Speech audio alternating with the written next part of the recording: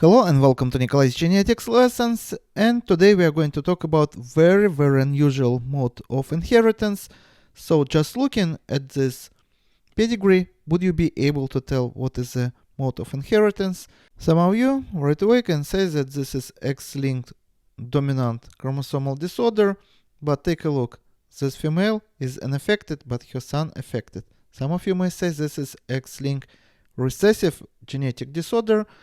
But in this case, how we are going to explain how these children got this genetic disorder from his father, because from his father they only can get Y chromosome and not X chromosome.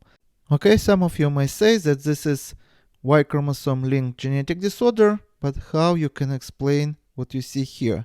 That this affected male would transmit this genetic disorder through his daughter to his grandchild, because his daughter is not going to get Y chromosome from him. So how this child would get this genetic disorder if it is Y chromosome linked?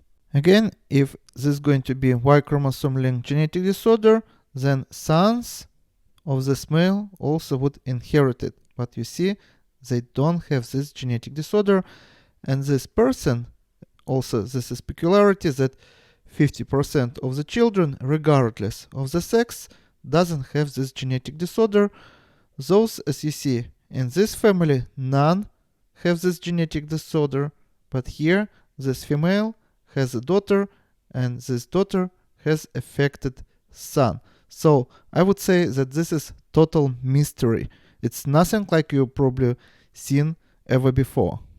This type of inheritance we can see in autosomal dominant but male limited condition. There are not too many genetic disorders which follow this pattern, but I want you to show one of these. It is very unusual.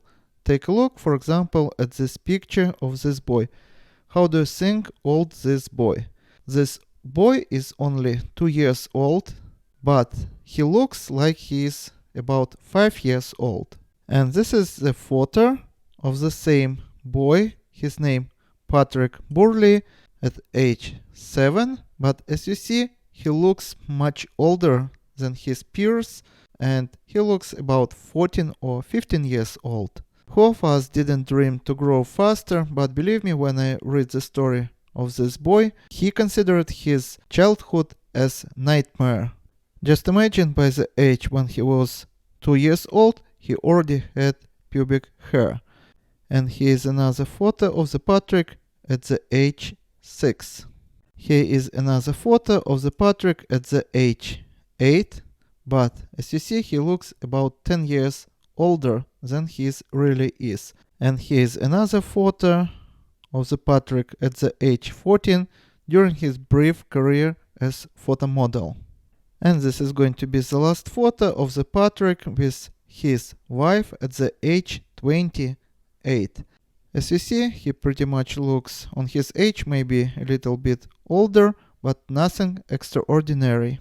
One more time, this genetic condition is called male-limited precocious puberty, a sex-limited autosomal dominant disorder expressed exclusively in males.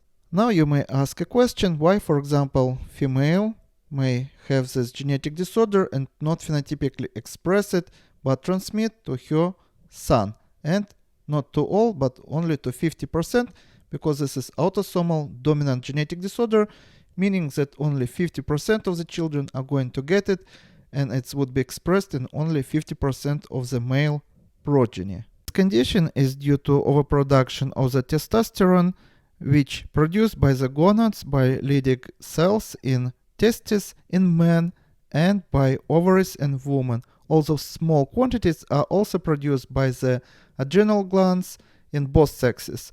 Testosterone is androgen, meaning that it stimulates the development of male characteristics. As I said, this hormone produced by testes, and another name of this condition is testotoxicosis. Because females doesn't have this organ, testes, so it just skips them. But they can be carriers, of course. But they, of course, do not express this condition, and we say that this is male-limited condition. In children before puberty, this hormone can be found in amount of 15 nanograms per deciliter of blood, but in adults or during puberty, we can find about 500 nanograms of this hormone per deciliter. You can imagine that this child at about 2 years old just have this unusual shift to puberty, and his testosterone level just jumped 30-fold by the age of 2. How rare this condition? We can find this condition in about 1 person per million males. That means that, for example, in United States, about only 150 people have this condition. I wouldn't say genetic disorder, because as you see, this child develop into normal, phenotypically normal male without any health issues. Now I hope if you would see such pattern in pedigree on your exam, you would be able to tell that this is autosomal dominant, male limited genetic disorder. And this is all for today. Subscribe and see you in the next video. Goodbye.